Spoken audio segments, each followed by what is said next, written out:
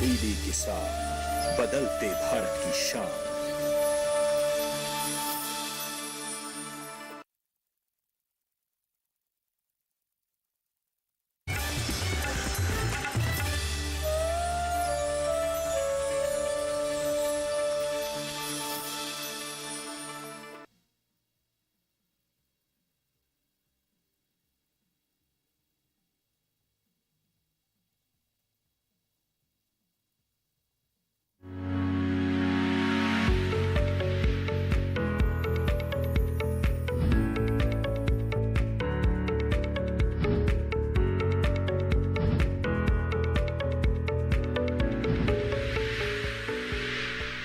नमस्कार, स्वागत है आपका हेलो किसान में। आपके साथ मैं हूं अंजू सिंह। हेलो किसान, आप किसानों का अपना लाइव फोन इन कार्यक्रम, जहां खेती किसानी से संबंधित नई नई जानकारियां तो हम आप तक पहुंचाते ही हैं, साथ ही साथ आपकी समस्याओं के भी यहां से जवाब मिलते हैं। इसीलिए हम इस कार्यक्रम को कहते हैं हेलो किसान। एक लाइव फोन इन कार्यक्रम है जहाँ हम विशेषज्ञों के साथ यहाँ आपके सामने उपस्थित हैं। बस हमें इंतजार है आपकी कॉल्स का। तो सबसे पहले आज के विषय पर डालते हैं नजर। आज का विषय है अमरूद में समसामयिक कार्य, शहद और अन्य जैविक उत्पादों का निर्यात।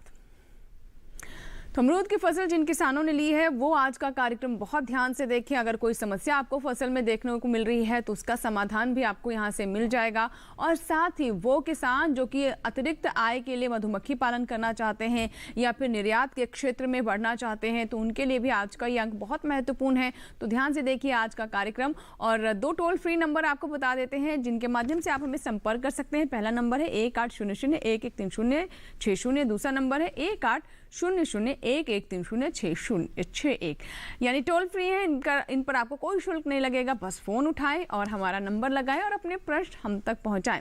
2 मेहमान हैं, उनसे आपकी मुलाकात करवा देते हैं। हमारे साथ डॉक्टर एस.के. सिंह है, आप विभागाध्यक्ष हैं फल विज्ञान संभाग IARI पूसा नई दिल्ली में। बहुत बहुत स्वागत है डॉक्टर सिंह आपका। आप अमरूद की फसल के बारे में जानकारी देंगे। इस वक्त कौन कौन से कार्य हमारे किसानों को अमरूद की फसल में करने चाहिए, पोषक तत्व की कमी ना हो उसका प्रबंधन कैसे करें, कीट और बीमारी ना लगे इसका ध्यान वो कैसे रखें, सभी बातें हम आपको आज के कार्यक्रम में बताएंगे। और साथ ही आपके सवाल भी लेंगे इससे जुड़े हुए। दूसरे मेहमान है UK वत्स, आप महाप्रबंधक हैं एपिडा नई दिल्ली में। बहुत बहुत स्वागत है डॉक्टर वत्स आपका भी कार्यक्रम में। और आपसे हम आज का दूसरा विषय है उसके बारे में बात करेंगे कि शहद का निर्यात किस तरीके से कर सकते हैं, जैविक जो उत्पाद हैं उनका निर्यात कर कैसे हमारे किसान ज़्यादा लाभ ले सकते हैं और उनकी आय में वृद्धि हो सकती है। शहद की उपयोगिता काफ़ी बढ़ गई है क्योंकि स्वास्थ्य के लिए काफ़ी फ़ायदेमंद होता है और अब आज के दौर में हर कोई अपनी प्रतिरोधक क्षमता बढ़ाने लगा है, उसके लिए प्रयत्न कर रहे हैं, अपने आहार में अपने खान पान में तब्दीलियाँ कर रहे हैं। ऐसे में शहद का उपयोग भी लगातार बढ़ता जा रहा है। इसका फ़ायदा हमारे वो किसान जो कि मधुमक्खी पालन से जुड़े हुए हैं या फिर इसके बारे में विचार कर रहे हैं वो इसका लाभ ले सकते हैं। चलिए बातचीत की शुरुआत करते हैं। सबसे पहले डॉक्टर सिंह आपसे मैं जानना चाहूँगी, जो हम अमरूद की फसल के बारे में बात कर रहे हैं, अमरूद एक अपने आप में बहुत, अगर पोषक तत्वों की बात करें तो उसमें विटामिन C काफ़ी होता है और किसान भी अब इसको बहुत गंभीरता से ले रहे हैं। पहले तो इतनी ज़्यादा गंभीरता से अमरूद की फसल को नहीं लिया जाता, लेकिन अब क्योंकि काफ़ी मांग बढ़ रही है, हर कोई विटामिन C अपने उसकी जो खुराक उसकी बढ़ाना चाहता है तो इनकी मांग भी काफ़ी बढ़ रही है। जो किसान अभी बाग लगाए जिन्होंने अमरूद के, जिनकी फसल इस वक्त तैयार हो रही है, अभी किस अवस्था में होगी उनकी फसल? जैसा कि अभी हम देख रहे हैं कि बरसात बिल्कुल अब ख़त्म होने को आ गई है और जो पुराने बाग हैं उनमें जहाँ तक देखा जाता है कि उसमें वो फसल जो है मुख्य समस्या उसमें फल मक्खी की होती है।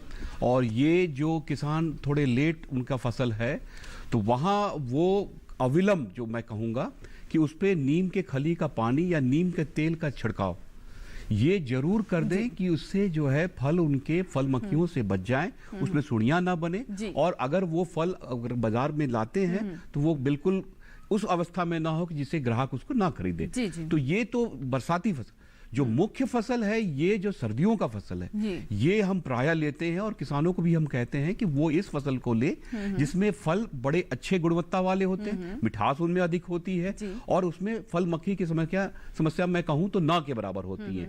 और ये जो फल है ये बहुत ही स्वादिष्ट और इसे मैं कहूं कि ग्राहक अगर लेता है तो यह सोच के लेता है कि वो अपने सेहत के लिए, जैसा कि कोरोना काल चल रहा है और आपको इम्यूनिटी बढ़ाना है, तो वहां ये एक प्रचुर मात्रा है इसमें विटामिन सी की जो उसे लेता है। और साथ ही यह भी ना भूलें कि जो भी हमारे समाज में रहने वाले लोग हैं जो कहते हैं ओबेसिटी से या कोलेस्ट्रॉल की समस्या जहां ज्यादा है, तो वो लोग भी चाहते हैं कि अमरूद का सेवन डेली कम से कम 1 से 2 करें। और यही वजह है कि भारत में इसकी मांग बहुत ज्यादा बढ़ रही है और क्षेत्र के हिसाब से ये 5वें और 6वें स्थान पे आता है। तो ये हम कह सकते हैं कि सबसे ज्यादा क्षेत्रफल अगर देखें जो नए फसलों में, उनमें अमरूद में इसका बढ़वार बहुत ज्यादा हो रहा है। और इसका बढ़वार इसलिए हो रहा है कि लोगों में इसकी मांग बढ़ गई है। तो यही वजह है कि बहुत ज्यादा क्षेत्रफल अमरूद में बढ़ रहा है और इसमें ढेर सारी किस्में भी आ गई हैं, तो उसे भी किसान लगाना चाहता है। जी बिल्कुल। तो जैसा कि आपने बताया कि सेहत के लिए काफ़ी लाभदायक है और बहुत सारे ऐसी समस्याएं हैं, स्वास्थ्य संबंधी समस्याएं, जिसमें अमरूद का सेवन करना बताया जाता है, उससे काफ़ी फ़ायदा होता है। और इसी वजह से जैसा कि आप ये भी बता रहे हैं कि अब क्योंकि हर कोई अपनी प्रतिरोधक क्षमता बढ़ाना चाहता है, तो इसकी बाज़ार में भी मांग है और इसका लाभ हमारे किसानों तक पहुँच सकता है। चलिए देखते हैं अमरूद पर हमारी रिपोर्ट।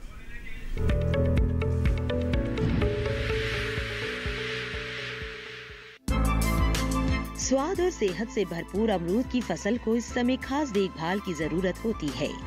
जिन किसानों ने अमरूद के बाग लगा रखे हैं, वे फसल की जरूरत के हिसाब से काम करें।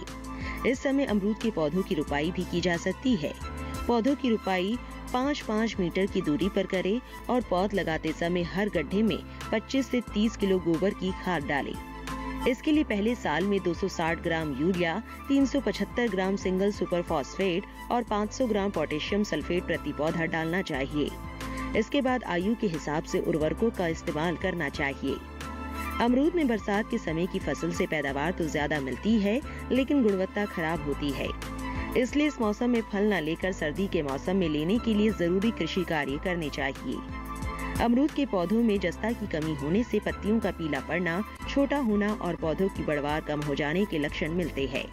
इनको रोकने के लिए 2% जिंक सल्फेट का छिड़काव या 300 ग्राम जिंक सल्फेट को पौधों की जड़ों में देना अच्छा रहता है। अमरूद में फल मक्खी के असर को कम करने के लिए गिरे हुए और ग्रसित फलों को नष्ट कर दे। छेदक कीट से भी अमरूद को बचाए। अमरूद के बाग में साफ सफाई रखें। नीम और जैविक खाद का उपयोग करें। अमरूद की सही समय पर उचित देखभाल करके ही आप अच्छी आमदनी ले पाएंगे।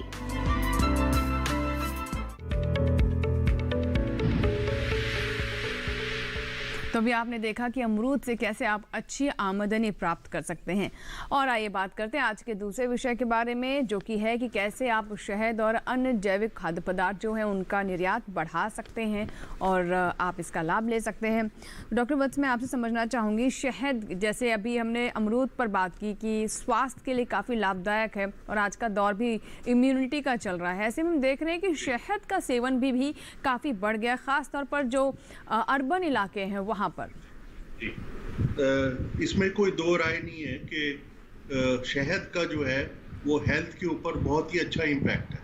हेल्थ को पुराने जमाने से एक लाभकारी उत्पाद के तरह से, ना केवल स्वाद के हिसाब से बल्कि इसकी तमाम खासियतों की वजह से उपयोग किया जाता है। अगर आप देखें तो कोई भी आपको पुराना डॉक्टर अगर गले खराब की कोई दवाई है तो सबसे बढ़िया शहद ही होगी। तो शहद का ना केवल जनरल उपयोग अच्छा है, बल्कि कोविड के टाइम में तो it is a wonderful gift of the nature. तो ये इसका उत्पाद अच्छी तरह से अब बढ़ाना चाहिए इंडिया को। इंडिया इसमें लीड कर सकता है। इसके अलावा कुछ ही कंट्रीज में इंडस्ट्रियल हनी प्रोड्यूस होता है। कुछ ही कंट्रीज हैं वर्ल्ड में जो इसका अच्छा प्रोडक्शन करते हैं। जी बिल्कुल, यानी हमारे लिए अवसर बहुत बड़ा है, बहुत बड़ा क्षेत्र है। जैसा कि आप बता रहे हैं कि बहुत सारे देश में ऐसे देश हैं जहां पर इस तरह का हनी जो शहद है उसका उत्पादन नहीं हो सकता। तो इस चीज़ का हमारा देश फ़ायदा, हमारे किसान फ़ायदा उठा सकते हैं। चलिए इसके बारे में और विस्तार से जानते हैं हमारे इस रिपोर्ट में।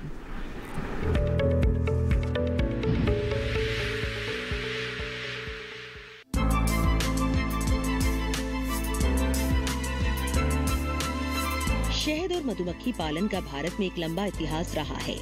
मधुमक्खी पालन उद्योग के लिए कच्चे माल के रूप में मुख्य रूप से पराग और मकरंद का उपयोग होता है, जो फूल पौधों से मिलता है। जैविक खेती के साथ साथ अब किसानों का रुझान जैविक शहद की ओर भी बढ़ा है, क्योंकि ये कम लागत में ज्यादा मुनाफा देने वाला व्यवसाय है। खेत में ही मधुमक्खियां पालकर किसान अपनी आमदनी का जरिया बढ़ा सकते हैं। प्राकृतिक शहद की कुछ प्रमुख किस्में हैं: सरसों का शहद, नीलगिरी शहद, लीची शहद, सूरजमुखी शहद, मल्टीफ्लोरा हिमालय शहद, बबूल शहद, जंगली वनस्पति शहद, मल्टी और मोनोफ्लोरा शहद। भारत के उत्तर पूर्वी हिस्से और महाराष्ट्र प्राकृतिक शहद उत्पादन के लिए प्रमुख क्षेत्र है। आपको बता दें कि भारत ने साल 2020-21 के दौरान विश्व में 59,999.24 मीट्रिक टन प्राकृतिक शहद का निर्यात किया। शहद के अलावा अगर अन्य जैविक उत्पादों की बात करें तो 2020-21 में भारत द्वारा प्रमाणित जैविक उत्पादों का लगभग 34,96,800.34 मीट्रिक टन उत्पादन किया गया, जिसमें खाद्य उत्पादों जैसे तिलहन, गन्ना, अनाज और बाजरा, कपास, दालें, सुगंधित और औषधीय पौधे, चाय, कॉफी, फल, मसाले, ड्राई फ्रूट्स, सब्जियां और प्रसंस्कृत खाद्य पदार्थ शामिल है। ये उत्पादन सिर्फ खाद्य उत्पादों तक ही सीमित नहीं है, बल्कि जैविक कपास, फाइबर और प्रयोजन मूलक खाद्य उत्पाद का भी उत्पादन किया जा रहा है। निर्यात की बात करें तो 2020-21 के दौरान कुल निर्यात मात्रा 8,88,179.68 मीट्रिक टन थी। जैविक खाद्य निर्यात विक्रय 7,07,849,52,000 रुपए थी। जैविक उत्पाद अमेरिका, यूरोपीय संघ, Canada, Switzerland, Australia, Japan, Israel, संयुक्त अरब अमीरात, न्यूजीलैंड और वियतनाम को निर्यात किए गए।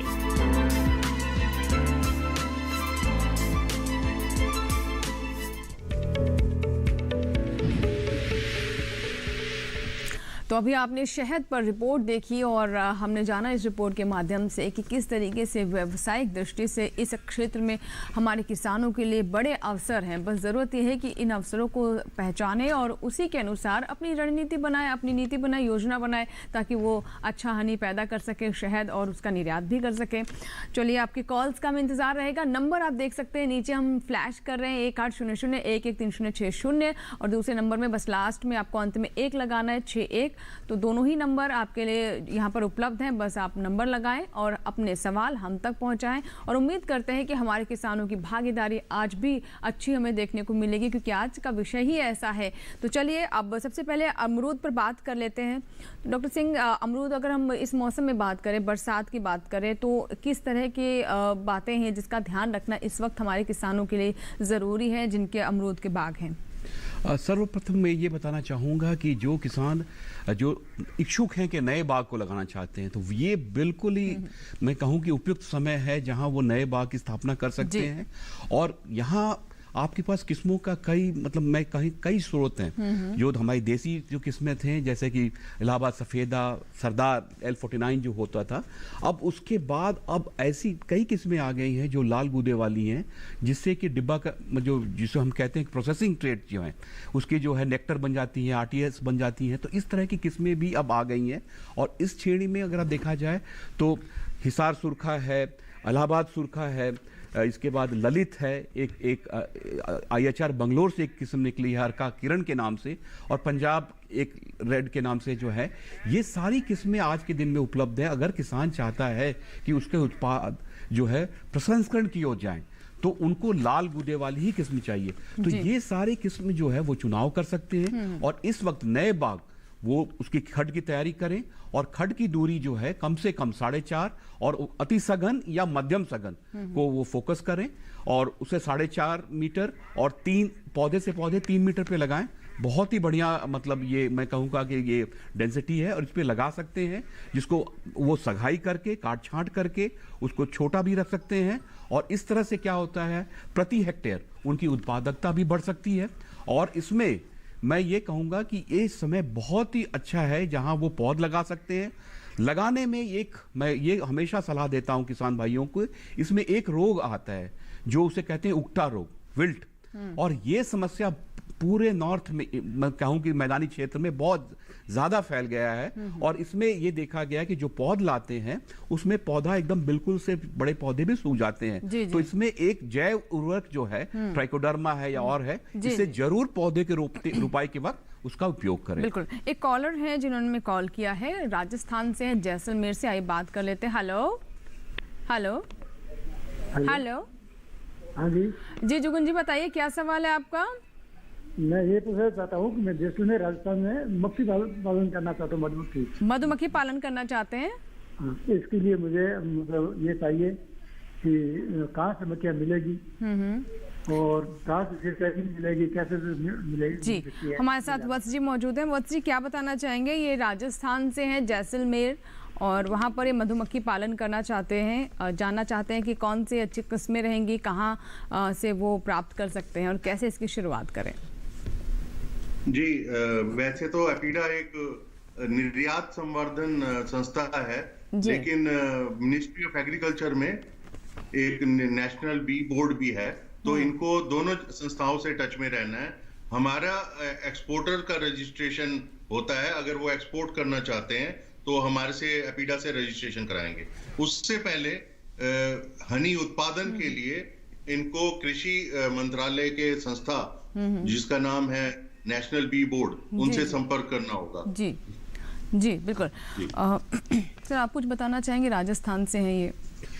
यहाँ जो है बहुत से राज्य, जो मैं कहूँगा कृषि विभाग है, वो कृषि में खास करके बागवानी में तो खास करके उन्होंने ये देखा है कि जहाँ भी बागवानी है वहाँ पे वो हनी की जो कॉलोनीज होती हैं, अब तो कृषि राज्य जो कृषि विश्वविद्यालय हैं वहाँ पे ये इनके सेंटर्स हैं और उनमें इनकी फैमिलीज को रेयर किया जाता है। इसके बॉक्सेस मिलते हैं, किसान उनको ले सकता है, उसकी हायरिंग भी चलती है। सीजन में जब उस पर पुष्पन शुरू होता है तो उस वक्त उनको ले जाते हैं ये लोग, और 1 हेक्टेयर में 6 से 10 जैसा भी उनको रेकमेंड करते हैं तो वो लगाते हैं। खास करके देखा गया है जहां सेब की खेती की जाती है वहां तो एकदम प्रायः किसान इनको लगाता ही है, और लगाने के साथ साथ उसमें देखा गया है कि फलों की उत्पादन में काफी सुधार होता है और उनकी गुणवत्ता में, मतलब मैं कहूंगा कि दोनों उसमें तिगुना लाभ आप समझ लीजिए। उसे आपको मधु का उत्पादन तो हो ही रहा है, परागण अच्छे हो जाने से फलों की मतलब उसमें काफी मतलब फल ज्यादा लगते हैं, अच्छे बढ़वार होती है और अच्छे गुणवत्ता वाले फल मिलते हैं, जो प्रायः जो है जो मौसमी बदलाव देख रहे हो नहीं मिलते हैं, तो वहां मक्खियां ये काम कर जाती हैं, मधुमक्खियां, और इससे काफी अच्छा उत्पादन होता है। जी चलिए, इसी के साथ ही हमारे लिए यहाँ पर वक्त हो गया एक छोटे से ब्रेक का, लेकिन ब्रेक के बाद भी ये चर्चा जारी रहेगी और साथ ही आपकी कॉल्स का हमें इंतजार रहेगा। हमारी कोशिश होती है कि ज़्यादा से ज़्यादा कॉलर्स के सवालों के हम जवाब दे सकें, तो इंतजार रहेगा आपकी कॉल का। इस छोटे से ब्रेक के बाद फिर होगी आपसे मुलाकात हेलो किसान में।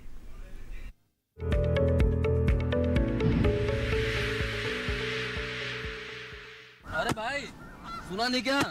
केसीसी ने किसानों का जिंदगी बदल दिया है। देश के छोटे किसान 1,60,000 रुपए तक का कर्ज बिना किसी गारंटी को ले पाएंगे। ब्याज खोरों से भी पीछा छुटा। मैं तो जैविक खेती का पूरा सामान मंगा लिया, केसीसी का भी कोई दबाव नहीं है। ब्याज चुकाने के लिए पूरा 1 साल मिलता है। समय पर भुगतान करने पर केवल 4% के सालाना ब्याज पे लोन मिल गया मुझे। अपना आधार कार्ड, लेटेस्ट फोटो और जमीन के कागजात लेके अप्लाई करो बस। और नामांकन भरने के लिए जेब भी ढीली नहीं करनी पड़ी।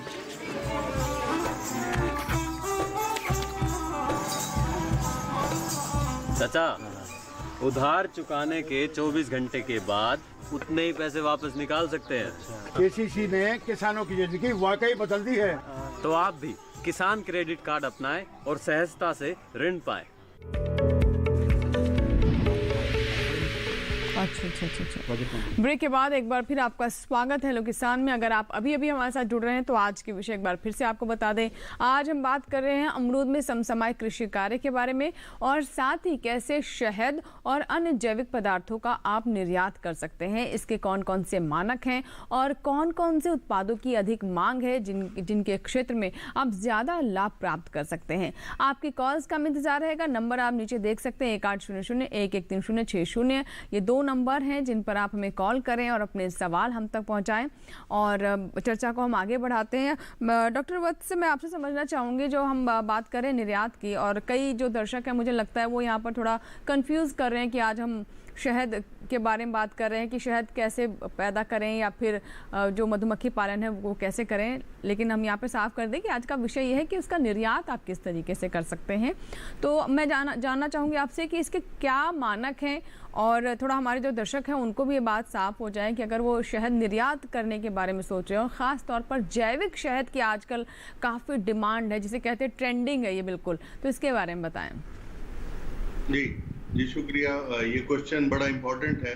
मैं आपका इसको क्लियर कर दूं कि शहद के अगर कोई एक्सपोर्टर है कई कंट्री, मेजर कंट्री, उसमें इंडिया का एक गुमान है। इंडिया से जो और चाइना से जो एक्सपोर्ट हो रहा है हनी का, उसमें कुछ समय पहले 2-3 साल पहले एंटीबायोटिक्स की प्रेजेंस की वजह से कुछ प्रॉब्लम्स आई थी। मतलब जैसे शहद को अगर आप ट्रीट करते हैं, मतलब प्यूरिफाई करते हैं, जब आप मक्खियों के उससे जो वो होता है उससे लाते हैं फैक्ट्री के अंदर, उसके बाद उसकी रिफाइनिंग होती है, क्लीनिंग होती है, अगर उस टाइम अगर उसमें एंटीबायोटिक्स है तो वो एक्सपोर्ट में एक नुकसान कर सकता है। उस एंटीबायोटिक्स को निकालने के लिए लोग ट्रीटमेंट करते हैं, केमिकल डालते हैं ताकि वो प्यूरिफाई हो जाए, लेकिन उसका रेजिड्यू रह जाता है।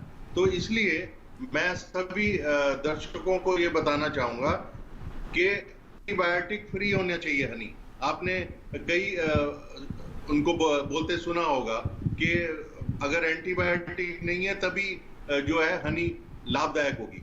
इसलिए मैं एक्सपोर्ट के लिए सबको सिर्फ एक ही बात बताना चाहूंगा कि उसमें कोई भी एंटीबायोटिक का एक कण भी नहीं होना चाहिए। थैंक यू जी। राधे श्याम जी एक दर्शक है, आइए उनका सवाल ले लेते हैं। राधे श्याम जी मध्य प्रदेश से हमारे साथ जुड़ रहे हैं। राधे श्याम जी बताइए क्या सवाल है आपका। राधे श्याम जी मुझे सुन पा रहे हैं आप? हाँ जी सुन रहा हूँ। जी बताइए, सवाल बताइए। मैं पूछ रहा था ये अभी जो अमरूद की बहार जो आई, इससे फल मक्खी लगेगी तो इसका क्या करना चाहिए? जी बिल्कुल, फल मक्खी एक बहुत बड़ी जी दूसरा कोई सवाल है आपका? और दूसरा ये है कि इसको बाहर ज्यादा है तो उसके क्या खुराक देना चाहिए, इससे फल छोटा नहीं रहे, अच्छे साइज फल के साइज इसकी बन जाए। सर आप दूसरा सवाल समझ पाए? समझ पाए। ठीक है, दोनों सवाल हैं आपके। फल मक्खी के बारे में हम चर्चा भी कर ही रहे थे ब्रेक में, और देखिए सवाल भी आ गया। एक बहुत बड़ी समस्या है हमारे दर्शकों के साथ, किसानों के साथ, सफ़ेद मक्खी जो फल मक्खी होती है, तो इसके बारे में क्या कहेंगे आप? जो दूसरा इनका सवाल है उसके राधे श्याम जी बहुत ही बढ़िया सवाल है आपने। जहाँ भी अमरूद की काश्त ली जाती है वहाँ फल मक्खी जो इस वक्त जो बारिश के वक्त हम जब फल लेते हैं, जो उसका सीजन होता है, इसमें प्रायः देखा गया है कि फलों में ये सुड़ियाँ सी बन जाती हैं और उसकी कीमत बिल्कुल ही ना मिलती है। तो देखना ये है कि अगर आपकी जो फ्लावरिंग का समय जो है, जो मार्च अप्रैल में आप लोग लेते हैं और इस वक्त इसकी फल पक के तैयार होते हैं, तो जब फल बढ़वार ले रही होती है और करीब करीब समझ लीजिए अंडे के आकार के हो जाते हैं, तब उस वक्त आपको कुछ छिड़काव करने ही होंगे। अगर बरसाती फसल लेते हैं कि ये समस्या बरसाती फसल की ही है। और यहाँ सबसे पहले मैं ये बताना चाहूँगा, एक दवा है रोगर जो होती है, ये करीब 2 मिलीलीटर प्रति लीटर के हिसाब से जब कच्चा फल होता है और सॉफ्ट होने की तरफ बढ़ रहा होता है तब एक छिड़काव कर दें।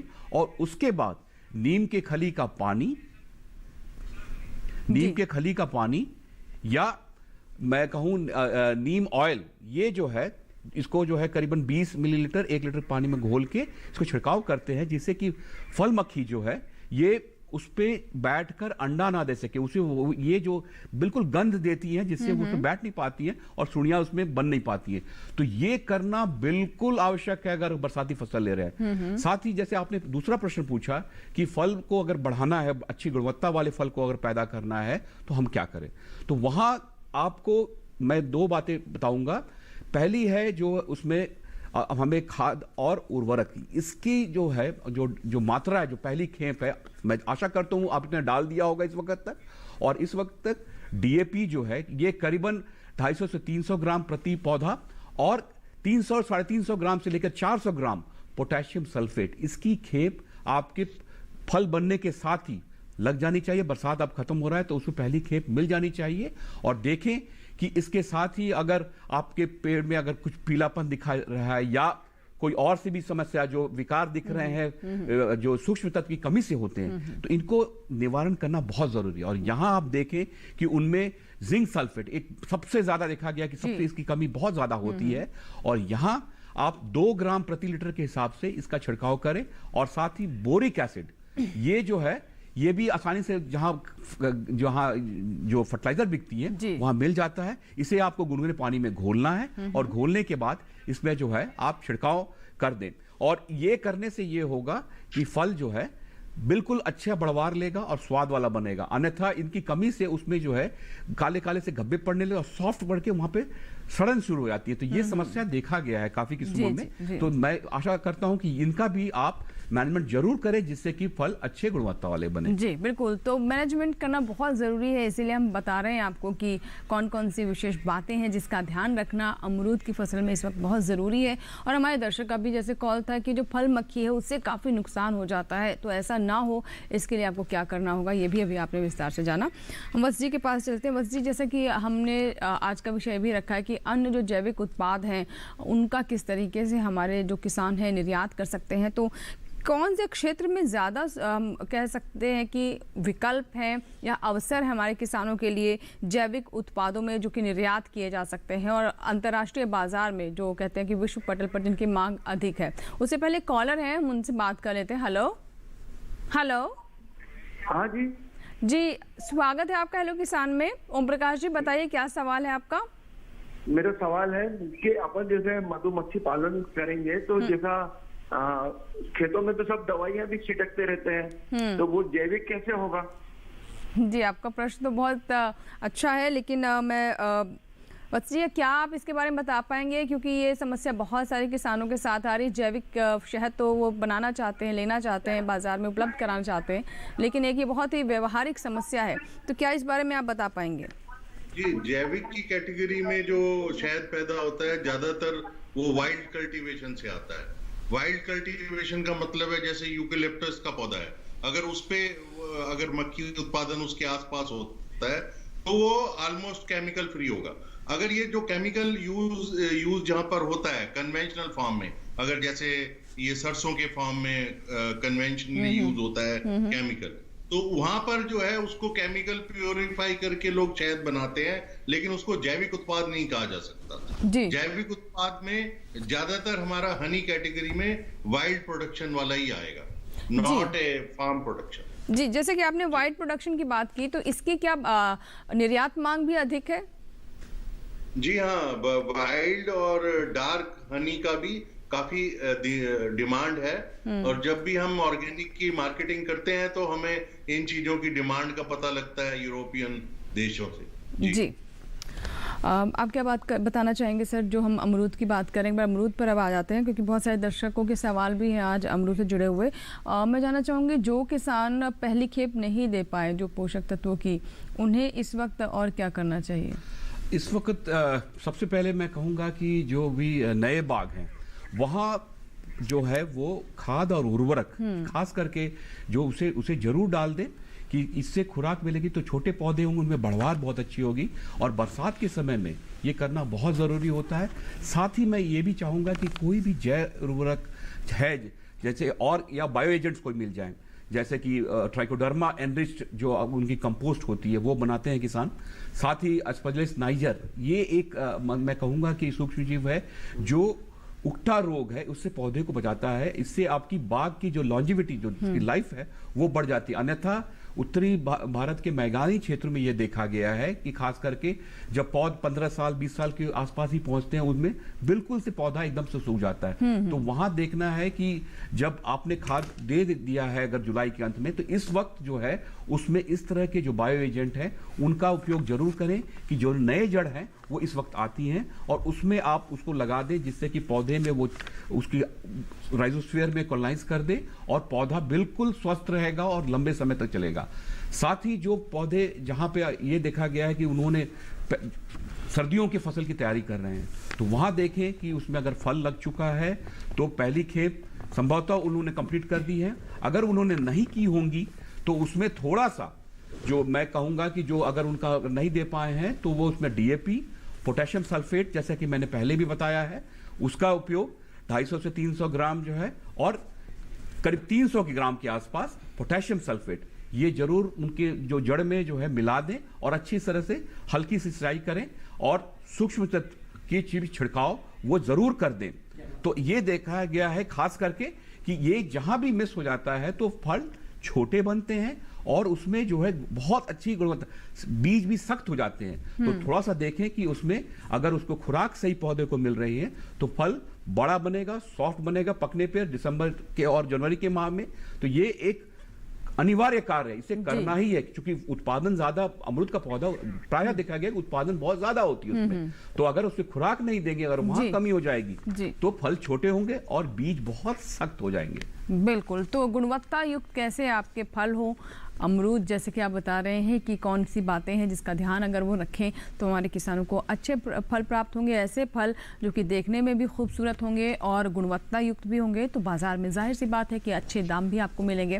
बस जी, मैं आपसे जानना चाहूँगी, जैसा कि मेरा पहला अभी प्रश्न था, एक कॉलर से पहले कॉल लेनी ज़रूरी थी, इस वजह से उसका जवाब मैं आपसे नहीं ले पाई कि और कौन कौन से ऐसे खाद्य पदार्थ हैं जो जैविक खाद्य पदार्थ जिनकी निर्यात मांग अच्छी है और हमारे दर्शक जो इससे लाभ लेना चाहते हैं वो इसके बारे में सोच सके, क्या बताना चाहेंगे? जी, ट्रेडिशनली तो इंडिया जो है वो ऑयल सीड्स जैसे सीसम सीड, फ्लैक्स सीड जो हेल्थ के लिए बहुत ही इंपॉर्टेंट है, उनकी डिमांड है। इसके अलावा जो अमेरिका जैसी कंट्री है वहां पे सोयाबीन और सोयाबीन जैसे प्रोडक्ट, उसके कोई भी जिसमें हाई प्रोटीन होता है और ऑर्गेनिक भी हो। और इंडिया में प्रोडक्शन, ऑर्गेनिक प्रोडक्शन का सबसे बड़ा फायदा ये होगा कि इसका उत्पाद जो है वो जेनेटिकली मॉडिफाइड और सीड से फ्री होता है। तो वर्ल्ड ओवर हमारे ऑर्गेनिक प्रोडक्ट की साख है। ये आपको इसके एक्सपोर्ट वॉल्यूम से ही पता लग जाएगा कि वर्ष 2021 में लगभग $1 बिलियन का एक्सपोर्ट हुआ है ऑर्गेनिक प्रोडक्ट का। तो ये इस वजह से हुआ है कि इंडिया के ऑर्गेनिक प्रोडक्ट की जो क्वालिटी है वो ऑलरेडी बहुत बढ़िया है, वो जेनेटिकली मॉडिफाइड सीड से फ्री है। इसके अलावा ऑर्गेनिक उत्पाद में सोयाबीन, प्रोटीन के प्रोडक्ट, अब फ्रूट और वेजिटेबल जैसे जैक फ्रूट अभी कोविड के टाइम में बहुत ही इंपॉर्टेंट प्रोडक्ट माना गया है, इसमें बहुत ही वैल्यू है, प्रॉपर्टीज है, तो उसका उत्पादन भी बढ़ रहा है और उसका ऑर्गेनिक प्रोडक्शन भी बढ़ रहा है। और हाल में हमने इसका निर्यात भी किया है।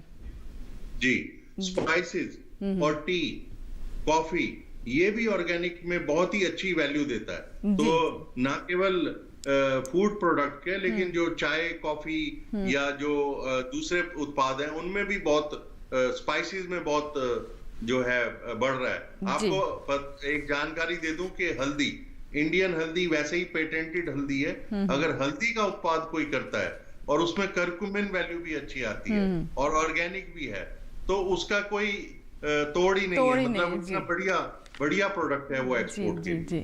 जी बिल्कुल। और प्रतिभा किस्म मेरे ख्याल से हल्दी की एक जो है, जो कि काफ़ी लोकप्रिय हो रही है किसानों के बीच में और उसकी निर्यात मांग भी अच्छी देखने को मिलती है।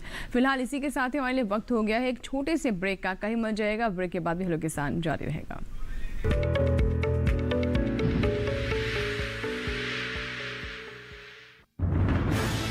कोरोना वायरस के खतरे से बचते हुए फसल की कटाई, बिक्री, खरीद, नई फसल की जुताई और बुआई सुरक्षित हो सकती है अगर हम लगातार हाथों को साबुन और साफ पानी से नियमित अंतराल पर धोते रहें। नाक, मुंह को मास्क, गमछे या कपड़े से ढक कर रखें। आंख, कान, नाक, मुंह न छुएं। आपस में 2 गज की दूरी बनाए रखें। मास्क और 2 गज की दूरी के मंत्र को अभी हमें छोड़ना नहीं है। फसलों की बुवाई एवं कटाई करते समय आपस में कम से कम 2 गज की दूरी बनाए रखें। फसल की कटाई करने के बाद छोटे छोटे ढेरों में इकट्ठा करें। कृषि के औजारों की समय समय पर सफाई करें। एक दूसरे के साथ औजारों की अदला बदली न करें। श्रमिकों के शौचालयों और हाथ धोने की जगह की ठीक से सफाई जरूरी है। बुआई, कटाई एवं मड़ाई के दौरान इस बात का ध्यान रखें कि इन स्थानों के आसपास कोई थूके नहीं। कंबाइन, हार्वेस्टर, थ्रेशर, जुताई और बुआई की मशीनों को इस्तेमाल से पहले साफ करें। मशीनों के इस्तेमाल से पहले और इस्तेमाल के बाद हाथ साबुन से साफ करें। वाहनों, बोरियों, थैलियों और पैकिंग के दूसरे सामान की साफ सफाई पर भी खास ध्यान दें। खरीद केंद्र पर आने से पहले किसानों एवं श्रमिकों की जांच। खरीद केंद्रों पर भीड़ न लगाएं एवं किसानों को बारी बारी से बुलाएं। गोदामों पर खरीदी हुई फसल को लेने में शीघ्रता करें ताकि किसानों एवं श्रमिकों को रुकना ना पड़े। कोरोना के खतरे से बचाव और अधिक जानकारी के लिए आरोग्य सेतु ऐप डाउनलोड करें।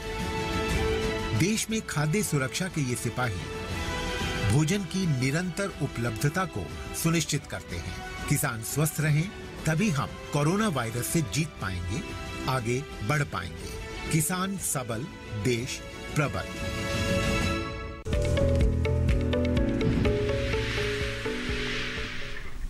ब्रेक के बाद एक बार फिर आपका स्वागत है। आप देख रहे हैं हेलो किसान। अगर आप अभी अभी हमारे साथ जुड़ रहे हैं तो आज का विषय एक बार फिर से आपके लिए दोहरा दें। आज हम बात कर रहे हैं अमरूद में समसामयिक कृषि कार्य के बारे में और साथ ही कैसे आप शहद और अन्य जैविक पदार्थों का निर्यात कर सकते हैं और इस क्षेत्र में भी अवसर तलाश कर सकते हैं। एक कॉलर है रमेश, जिन्होंने मध्य प्रदेश के खंडवा से कॉल किया है। हेलो मैडम, हम अमरूद के झाड़ लगा रहे हैं, 50 झाड़ है हमारे पास, फल ही आया उसमें, लेकिन वहाँ पे फल लग रहा तो वो छोटे छोटे बहुत गिर रहे, वही कारण पूछ रहा था। अमरूद की फसल लिए रमेश जी, आपने जो ये प्रश्न पूछा है ये उसमें फल मक्खी की समस्या आपने बताई हुई है। मैंने पहले भी इस प्रोग्राम में बताया है कि फल मक्खी प्रायः बरसाती फसलों में देखा गया है और इसके लिए आपको उसमें उपचार करना ही होगा। इसे जो है आप मई के महीने में, जब इसमें बरसात से पहले जब फल बढ़वार ले रहा होता है तो उस पर जो है हल्के जो मैं कहूँ जो सेफ पेस्टिसाइड है, उसमें एक रोगर भी है, इसका जो है 2 मिलीलीटर प्रति लीटर के हिसाब से छिड़काव कर दें और इसके बाद 21 दिन के बाद जो है आप उसमें नीम के खली का पानी या नीम के तेल का छिड़काव ये करते रहें 3 सप्ताह छोड़ के, जिससे कि उसमें फल मक्खी जो है उसमें अंडा ना दे पाए और वो सुड़ियाँ ना बने, जिससे कि आपका फल खराब ना हो। तो ये आपको करना आवश्यक है। प्रायः किसान इसे नहीं करते हैं, इसलिए बरसाती फसलों में ये देखा गया है कि उसमें सुड़ियाँ बनी रहती हैं और इनकी कोई कीमत नहीं होती, ये धीरे से गिर जाते हैं और इनकी कोई कीमत नहीं मिलती है। तो ये करना बहुत ही आवश्यक है कि ये छिड़काव करके फल को बचा ले। और ये देखा गया कि बरसात में भी अगर आप अमरूद उपलब्धता करते हैं तो उसमें अच्छी कीमत मिल जाती है। जी जी, बात कर रहे थे हम वत्स जी से। वत्स जी, जैसे हम निर्यात की बात कर रहे हैं तो चाहे वो शहद हो, जैविक शहद हो या अन्य ऐसे खाद्य पदार्थ हो जैविक, जिनके निर्यात के बारे में अगर हमारे किसान योजना बना रहे हैं तो उन्हें किस तरह से इसका लाइसेंस मिल सकता है और इस दिशा में आगे बढ़ने के लिए कौन कौन से चरण हैं जिसका ध्यान रखना ज़रूरी है? जी, कृषि क्षेत्र में जो जैविक उत्पाद है, ये जो हनी है, इसमें आपका बहुत ही ज्यादा इसका उपयोग है।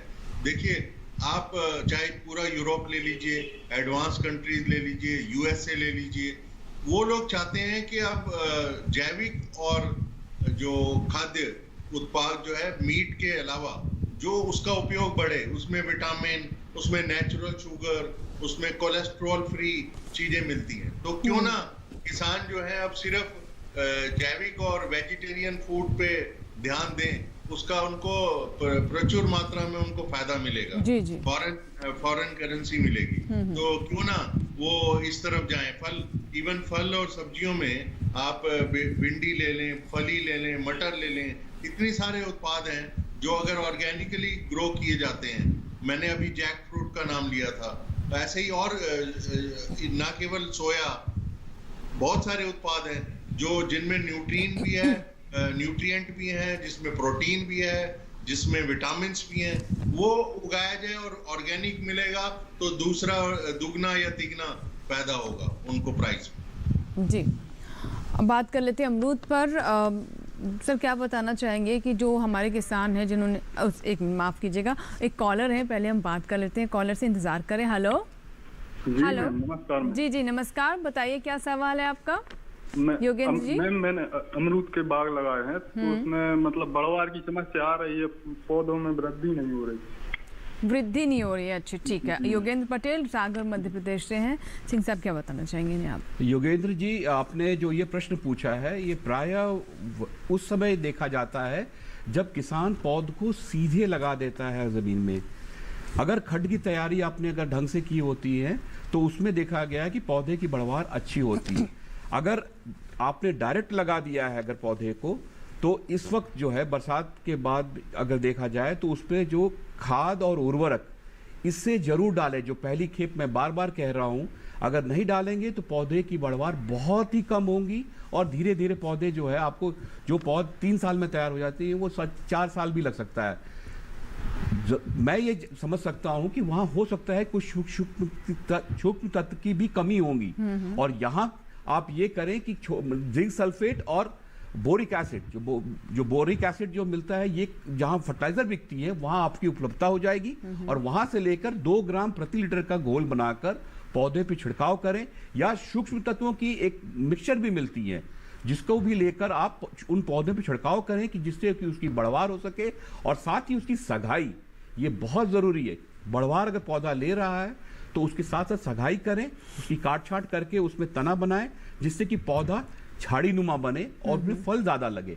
अमरूद में ये खासियत है कि पौधे को बहुत अति सघन बागवानी में भी ले सकते हैं, लेकिन उसकी अगर सगाई आप अच्छे ढंग से कर पा रहे हैं तो वो पौधा जो है बहुत लंबे समय तक भी चलेगा, और उसमें अगर आप खाद और उर्वरक की अगर सब चीज मैनेजमेंट सही से करते हैं तो लंबे समय तक भी बाग चलेगा। तो ये आपके बाग में, जैसा मैं समझ पा रहा हूं, ये आपने डायरेक्ट लगा दिया है, इसलिए उसमें बढ़वार अच्छी नहीं हो रही है। तो उसमें इन दोनों बातों का ध्यान रखें, पौधों में बहुत अच्छी बढ़वार हो जाएगी। बिल्कुल, तो ये शुरुआत में ध्यान रखना बहुत ज़रूरी है। तो अगर आप नए पौधे लगाने की अब सोच रहे हैं तो फिर इन बातों का ज़रूर आप ध्यान रखें, और अन्य किसान जिन्होंने अभी तक इसके बारे में विचार नहीं किया लेकिन आगे विचार ऐसा करने वाले हैं, तो वो उस वक्त इन बातों का बहुत ध्यान रखें जो भी डॉक्टर साहब ने हमें बताई है।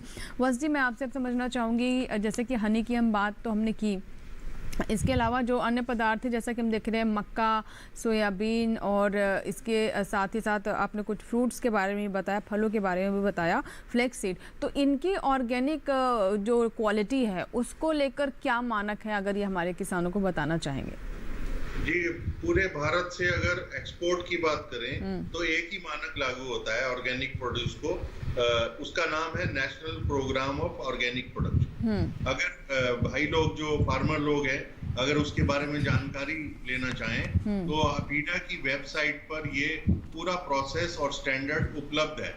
अगर आप देखें तो इसका बेसिक प्रिंसिपल ये है कि 3 साल तक किसी भी केमिकल का प्रयोग जहां पर ना हो उस फार्म को हम ऑर्गेनिकली सर्टिफाइड कर सकते हैं। ये स्टैंडर्ड है, जो इंडियन स्टैंडर्ड है, वो यूरोपियन यूनियन से मैच करते हैं। इसलिए यूरोपियन यूनियन में अगर कोई भारत का ऑर्गेनिक प्रोडक्ट एक्सपोर्ट होता है तो उसकी दोबारा कोई टेस्टिंग या चेकिंग नहीं होती, क्योंकि हमारे स्टैंडर्ड यूरोपियन स्टैंडर्ड से मैच करते हैं। जी, एक चीज़ और मैं आपसे जानना चाहूँगी, जैसे कि आपने बताया कि पूरी तरह से ऑर्गेनिक होने में 3 साल तो लगे जाते हैं। यहाँ पर हमारे किसानों को ये भी आशंका रहती है कि 3 साल वो काफ़ी मेहनत करते रहेंगे और फिर आगे ये ना हो कि जब हम सोचें कि ऑर्गेनिक हो गया और वो स्टैंडर्ड जो टेस्टिंग होती है उससे फेल हो जाए, और ये भी उनके मन में डर रहता है कि इससे उत्पादन भी घट जाएगा तो उन्हें काफ़ी नुकसान हो सकता है। तो इन आशंकाओं को कैसे दूर करेंगे? जी, जब एक फाइनल उत्पाद किसी ऑर्गेनिक प्रोड्यूसर को मिलता है, आप मान नहीं लगा सकते कि कितनी उसकी शक्ति है। उसको ऑर्गेनिकली प्रोड्यूस करके आपने दुनिया को एक ऐसा प्रोड्यूस दिया है जिसमें कि कोई हार्म ही नहीं है उसको कंजम्पशन करने से। जबकि आपके कोई भी नॉर्मल आप सब्जी या फल लेते हैं उसमें कोई ना कोई रेजिड्यू, जैसे अभी हमारे भाई बता रहे थे कि जैसे अगर किसी बीमारी से या किसी पेस्ट से बचाना है तो आपको एक स्प्रे करना पड़ता है। स्प्रे का इफेक्ट ये है कि अगर वो ठीक इंटरवल पे अगर किया गया है तब तो ठीक है, अदरवाइज उसका इम्पैक्ट रह जाता है। जब भी कोई इंसान उस खाने को खाता है तो उसका रेजिड्यू इम्पैक्ट उसके शरीर पे जाता है। ये एक वेरी वेल नोन फैक्ट है। ऐसे ही जब वो कोई ऑर्गेनिक प्रोड्यूस अगर प्रोड्यूस कर रहा है तो उसमें जब कोई केमिकल ही नहीं है तो आप सोचिए कि उसके हेल्थ के लिए कितनी इंपॉर्टेंट प्रोडक्ट है। तो 3 साल जो लगते हैं, अगर वो एक वैश्विक नॉर्म है, एक पूरे वर्ल्ड में इस नॉर्म को माना जाता है कि अगर 3 साल अगर कोई केमिकल यूज नहीं किया है तो वो प्रोड्यूस हेल्थ के लिए कितना बेनिफिशियल हो सकता है। तो हेल्थ का बेनिफिट देखते हुए अगर मैं फार्मर का बेनिफिट भी देखूं तो उसको तिगना प्राइस मिल जाएगा। अगर 3 साल उसको लगे भी हैं, उसको प्राइस तिगना मिल जाएगा, तो उसको कोई नुकसान नहीं होगा। जी बिल्कुल। और हम देख भी रहे हैं कि ऑर्गेनिक प्रोडक्ट्स की मांग तो है ही, साथ ही लोग मुंह मांगे दाम भी देने के लिए तैयार हैं। यानी जो आमतौर पर चीज़ें बिकती हैं, प्रोडक्ट होते हैं, उनके बनस्पत जो ऑर्गेनिक है उनके दुगना, 3 गुना, 4 गुना तक हमने देखा कई प्रोडक्ट्स जो है उनकी मांग इतनी ज़्यादा हो जाती है कि इतना भाव देने के लिए भी, प्राइस देने के लिए भी उपभोक्ता तैयार है। तो हम कह सकते हैं कि बिल्कुल अगर थोड़ा सा आप समय लेते हैं और आपका समय थोड़ा जाता है, उस वक्त थोड़ा सा आपको नुकसान भी झेलना पड़ता है, लेकिन उसकी भरपाई बहुत जल्दी हो जाती है। इसी के साथ ही हमारे लिए वक्त हो गया एक छोटे से ब्रेक का। ब्रेक के बाद भी हेलो किसान जारी रहेगा, कहीं मत जाएगा, आपकी कॉल्स का इंतजार है। छोटा सा ब्रेक।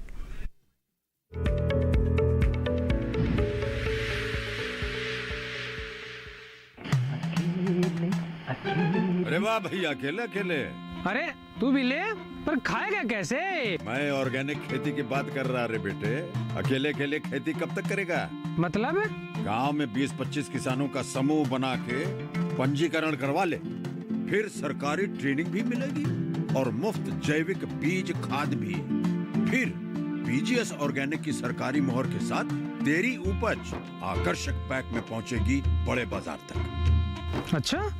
हाँ। अरे भाई, कहाँ चल दिया? सबको साथ लाने, आमदनी बढ़ाने। तो किसान भाई समझ गए ना? साथ मिलकर ऑर्गेनिक खेती कीजिए, अपनी परंपरा को आगे बढ़ाइए, ज्यादा मुनाफा कमाइए। माटी से प्रेम की परंपरा है परंपरागत खेती।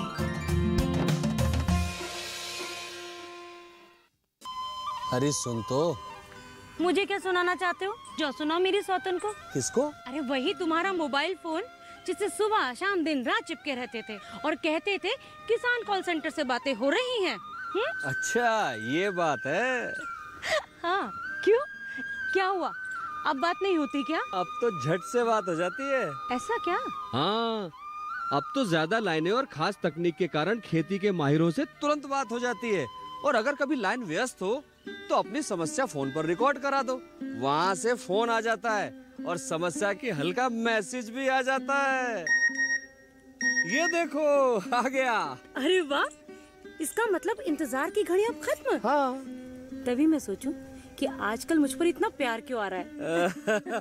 कृषि संबंधी समस्याओं का अपनी भाषा में तुरंत हल पाने के लिए पूरे भारत में किसी भी फोन से हेल्पलाइन नंबर पर संपर्क करें। किसानों का दोस्त किसान कॉल सेंटर।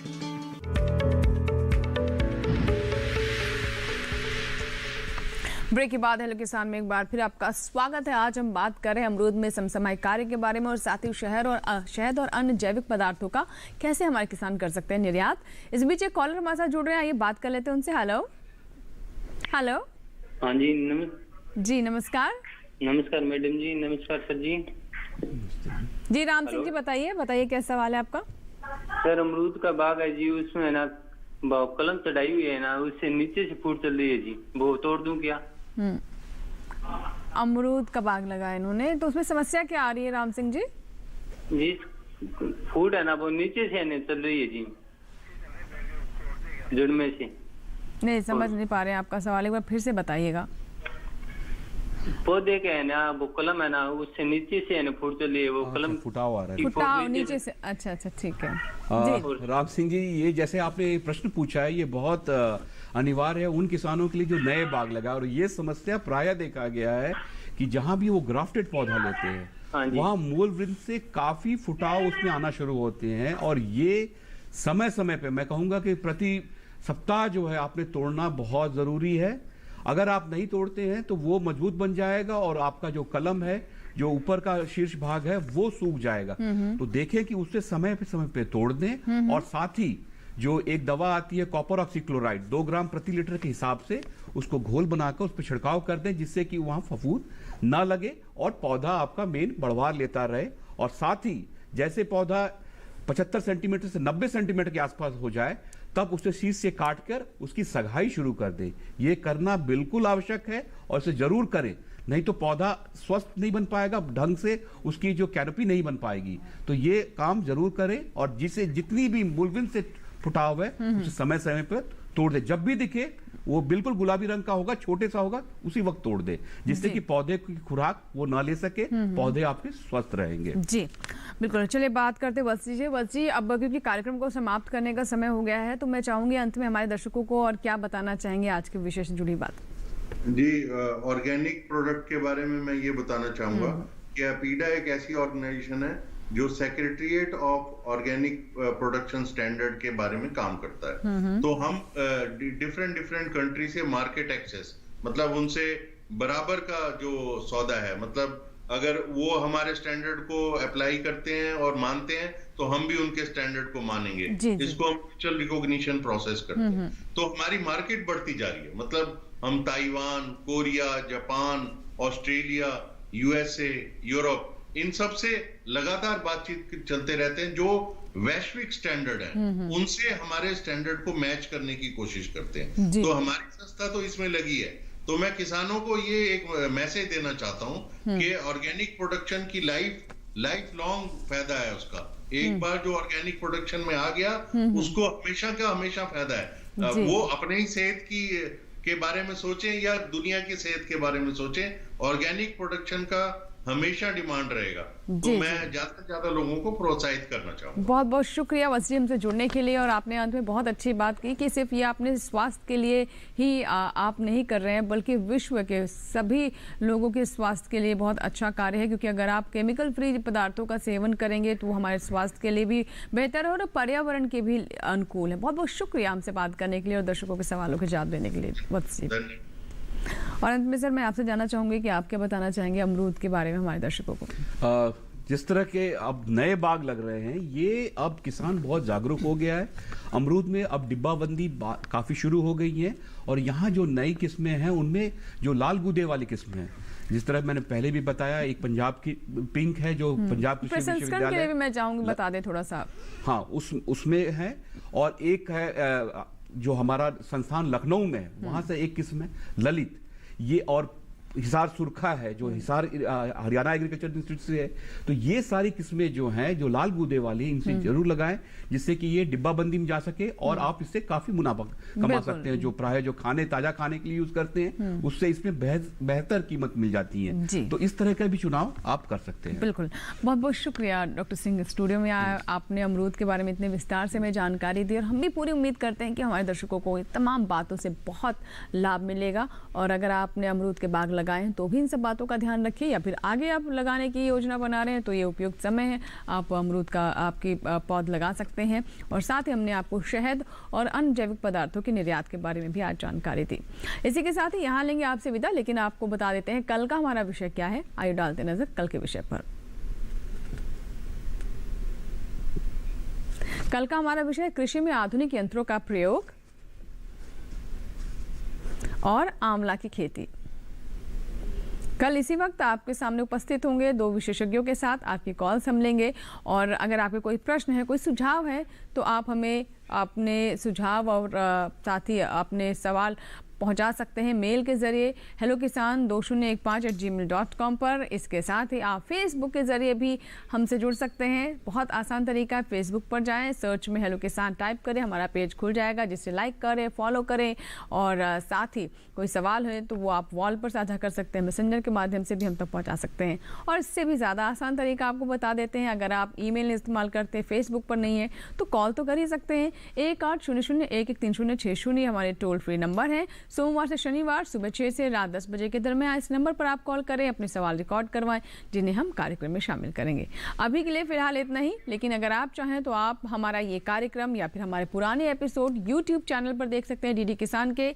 अभी आप मोबाइल से इस QR कोड को स्कैन करें और सीधा पहुंच जाएंगे आप हमारे DD किसान के YouTube चैनल पर, जहां पर आप हमारे इस आज के कार्यक्रम को दोबारा देख सकते हैं। पुराने कोई शो देखना चाहते हैं किसी विषय से जुड़े हुए, तमाम शो आपको हमारे YouTube चैनल पर मिल जाएंगे। तो आपने अगर अभी तक हमारे चैनल को सब्सक्राइब नहीं किया है, लाइक नहीं किया है, तो ज़रूर आप DD किसान चैनल को सब्सक्राइब करें और उसे लाइक करें। दीजिए इजाज़त, नमस्कार।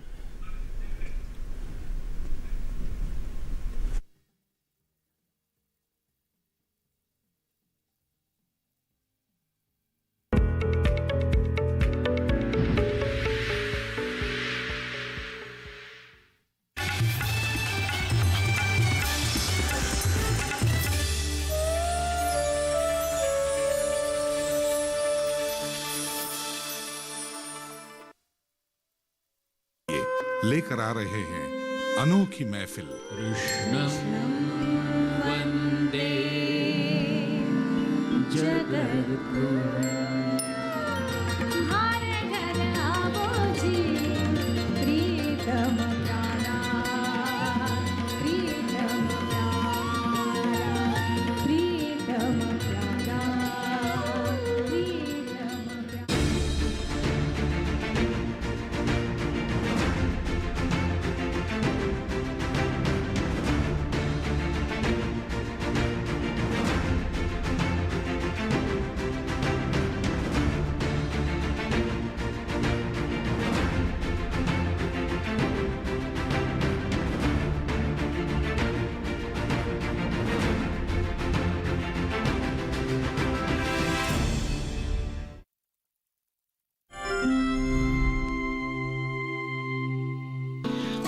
जिले के विकास खंड भाग्यनगर स्थित परवाहा गांव में प्रमुख रूप से धान, गेहूं और मक्का की खेती होती है। परवाहा क्षेत्र में पुरुषों के साथ महिलाएं भी खेती और पशुपालन में बढ़ चढ़कर हिस्सा ले रही हैं। यहीं की एक महिला किसान हैं, गीता देवी, जिन्होंने वैज्ञानिक तरीके से खेती करके इस क्षेत्र का नाम रोशन किया है। परवाहा गांव की रहने वाली गीता देवी कृषि कार्यों से जुड़ी हुई हैं। गीता के पास पैतृक जमीन 0.8 एकड़ है, जिस पर वो साल भर खेती करती थी, लेकिन उन्हें अनाज का अच्छा उत्पादन नहीं मिल पा रहा था। इन्होंने खेती के साथ पशुपालन भी अपनाया, फिर भी इनकी माली हालत में कोई सुधार नहीं हुआ। वर्ष 2015 में इन्होंने कृषि विज्ञान केंद्र परवाहा से प्रशिक्षण लिया और उत्पादन को बढ़ाया। इन्होंने वैज्ञानिक तरीके से ऊसर भूमि का सुधार किया। ऊसर सुधार के लिए ये धान के पुआल को जलाती नहीं है। इसके प्रबंधन के लिए धान की कटाई ऊपर से करती हैं और धान के पुआल को गेहूं की बुआई के बाद पूरे खेत में बिछा देती हैं, जिससे गेहूं का जमाव अच्छा होता है और पानी की भी बचत होती है। पुआल के प्रबंधन के साथ साथ भूमि की उर्वरा शक्ति भी बढ़ती है। मैं अथवर धान काटती हूँ, पुआल को इकट्ठा कर लेती हूँ, फिर बाद में हम गेहूँ बोने के बाद पुआल को खेत में फैला देती हूँ, जिससे मेरी खेत की नमी रहे और बीज भी अच्छा जमे और इसमें खरपतवार भी नहीं होता है। गीता देवी की जमीन कृषि विज्ञान केंद्र परवाहा के बगल में ही है, इसलिए गीता देवी कृषि विज्ञान केंद्र के वैज्ञानिकों के निरंतर संपर्क में रहती हैं। गीता देवी वैज्ञानिकों के सहयोग से धान की ऊसर प्रजाति CSR 36 का बीज उत्पादन कर रही हैं।